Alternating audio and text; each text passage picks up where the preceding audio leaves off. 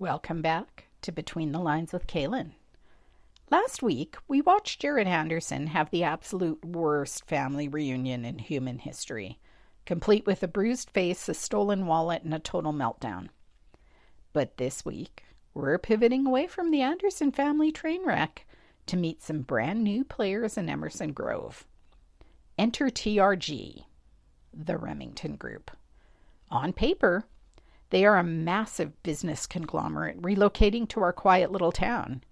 In reality, they read like an action movie casting call.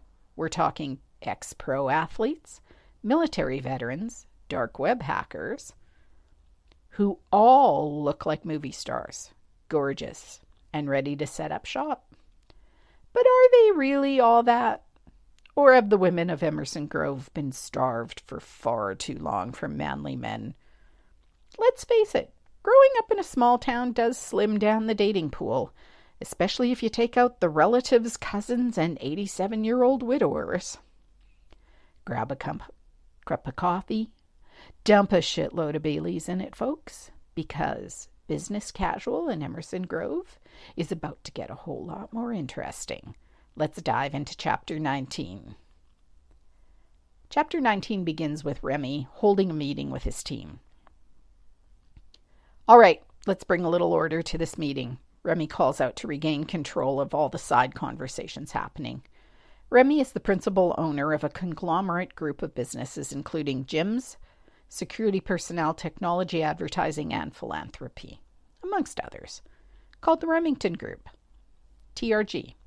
A few months ago, the decision was made to relocate his business group out of the big city to a rural setting. After extensive location scouting, the decision was made to move to Emerson Grove, a seemingly quiet little town on the outskirts of the big city. Remy's core group of investors is quite an eclectic group. Some of Remy's military background, a couple of pro athletes, a couple of tech geeks known for their talent on the dark web, throw in a movie star or two, we're just kidding. And there you have the core of the Remington Group.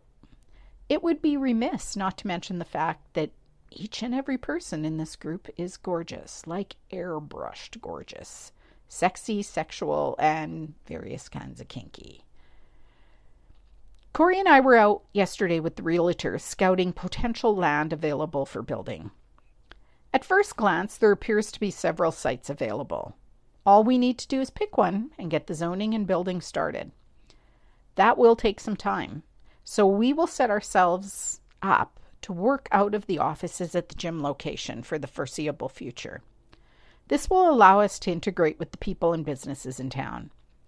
There is so much potential here, and I want us to be welcomed by the town. Some of our security team members have been in town to assess things from a security perspective. I noticed that a few of you joined the fitness class yesterday, and you seemed to catch the attention of some of the female population.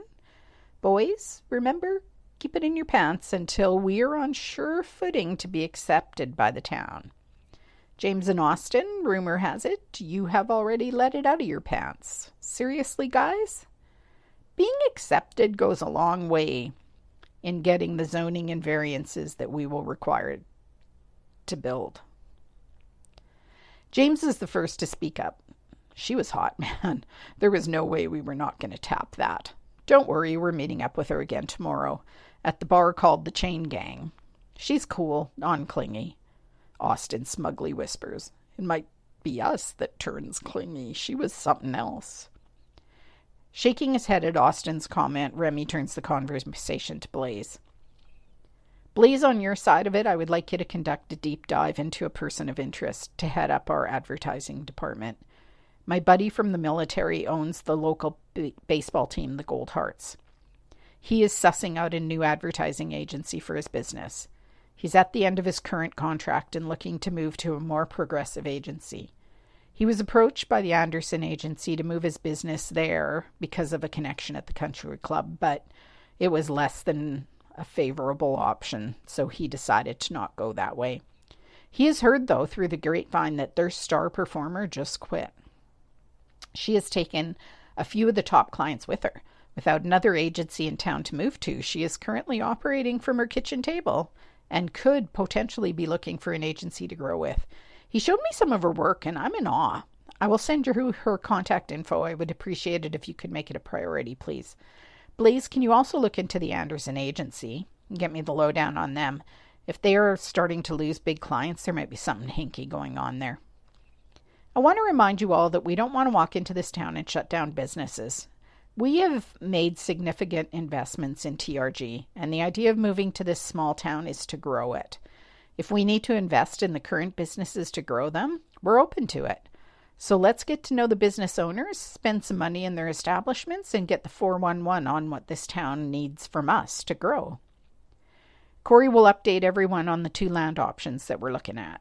We are looking to acquire sufficient property to house the businesses we're bringing with us, to expand our personal security section and provide future potential for a small airstrip and expansion room for the future. Oh, and before I turn it over to Kory, I want everyone to take a look at the proposal email that I sent you. My buddy Manuel is seeking investors for his ballpark. Based on our friendship and our history, he's offering us the first right of refusal to partner with him. One of the pieces of land that we are considering for the business center butts up to the land that he is developing for the ballpark. Could we potentially have some good synergy with the 2 business centers within walking distance? It also may give us an option to buy an additional piece of land for a helipad. So maybe even speak to Manuel and see if he can see a future potential for a private airfield with his team and visiting teams for games. Kory and the team finished the meeting discussing the pros cons of the proposal with the Gold Hearts and the land options. These guys are my family, not only my business partners. I know that we will eventually expand our team, but this core group will always be here for the business and each other on a personal level. All of us have family members who have disappointed us and whom we cannot rely on. So, by necessity, we have formed our own family. And we know with certainty that we can count on them. I walked into my office and sent Blaze the contact info for a search. If this lady is half as good as the proposal Manuel sent to me, she could be a valuable asset for our business group. I just hope Blaze doesn't find anything in his search to sideline that. I'm finishing up on a call in my office and I can hear the guys heading down to the fitness area to join the class. They haven't fooled me. Those horn dogs are heading down there to check out the ladies. Maybe I should join them. It has been more than a few months since my last relationship. I could use that term loosely. It hurt badly when it ended. Apparently, I was the only one who took our monogamy seriously. I may seriously enjoy kink, but I am a one-woman man whose clock is ticking. And my desire to find my one and start a family gets stronger every day. My team takes great joy in pointing out that I am getting older. They are still young pups and don't even have a remote desire to settle down. I don't envy them. I've done that dance and sampled more than my share of women. But now I'm looking for a future mother of my children, and I'm not willing to settle.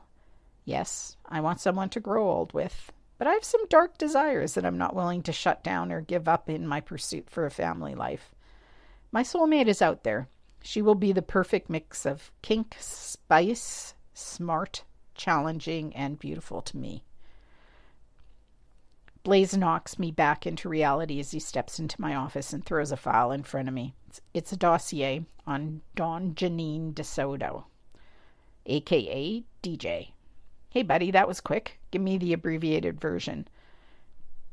Blaze gives me his conceited, I just solved our problems look.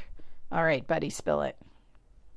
He sits down and walks me through DJ's background, some of it sounding familiar from what Manuel told me.